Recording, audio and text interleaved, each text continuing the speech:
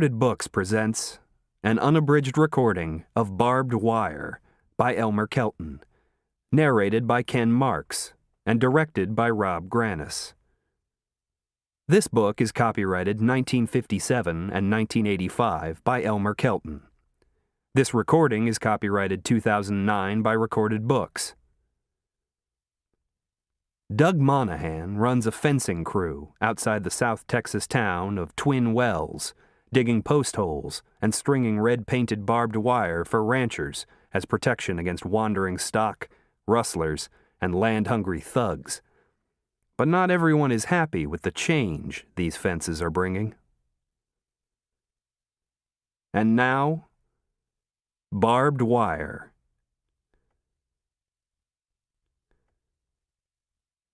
Chapter 1. It was a sorry way for a cowboy to make a living, Doug Monahan thought disgustedly.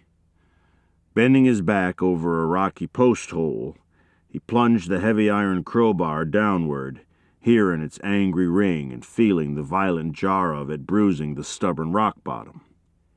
He rubbed sweat from his forehead onto his sleeve and straightened his sore back, pausing to rest a moment and look around. Across the broad sweep of the gray grass valley, up the brush-dotted hill and down again on the gentle far slope, new cedar posts stood erect like a long row of silent soldiers.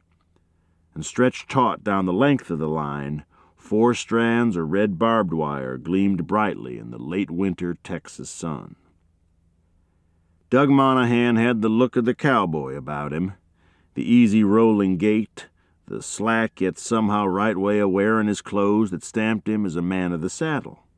But he wasn't riding now, and he hadn't for quite a spell.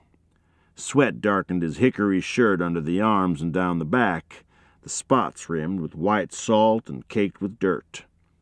The knees of his denim pants were worn through and frazzled out.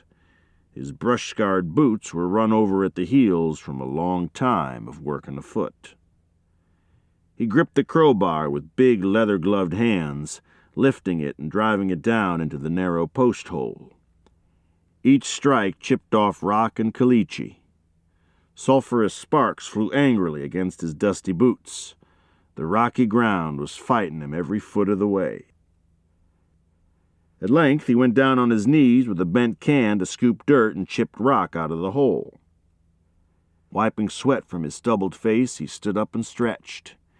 His gritty hands pressed against the small of his back, trying to ease the ache that was there. His gaze drifted in satisfaction back down the fence line, where 2 other men also were digging post holes. Past them, a dozen cedar posts leaned at crazy angles in unfilled holes an even rod apart. Beyond these stretched the unfinished fence, stout-hearted cedar posts hauled up from the river and tamped solid in holes nearly 3 feet deep. And on them, the heavy No. 9 wire gleamed with its bright red coat of factory-dipped paint and its wickedly sharp barbs. The pleasant tang of mesquite smoke drifted to him on the crisp breeze. Monahan looked down toward his chuck wagon. By the sun, which with retreating winter still stood a little to the south, it was almost noon. Paco Sanchez would have dinner ready directly. Monahan frowned a little, watching his wagon. Gordon Finch sat there with 3 of his men sipping coffee. Sat there like a lazy pothound. He had a right to, Monahan supposed, for after all, this was Finch's ranch. But nothing ever graveled Monahan quite so much as to have someone sitting around idly on his fat haunches and watching him work.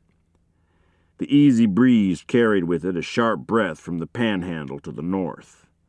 Monahan shivered as the chill touched him. He picked up the crowbar and began chipping again. Hard muscles swelled tight within the rolled-up sleeves as the bar battered its way downward. This was a real come-down for Monahan. Once he'd had a ranch of his own down in the South Texas brush country, and there had been a time when he might have been too proud to do this kind of work. But a long, hard drought can make a man do things he never thought he would.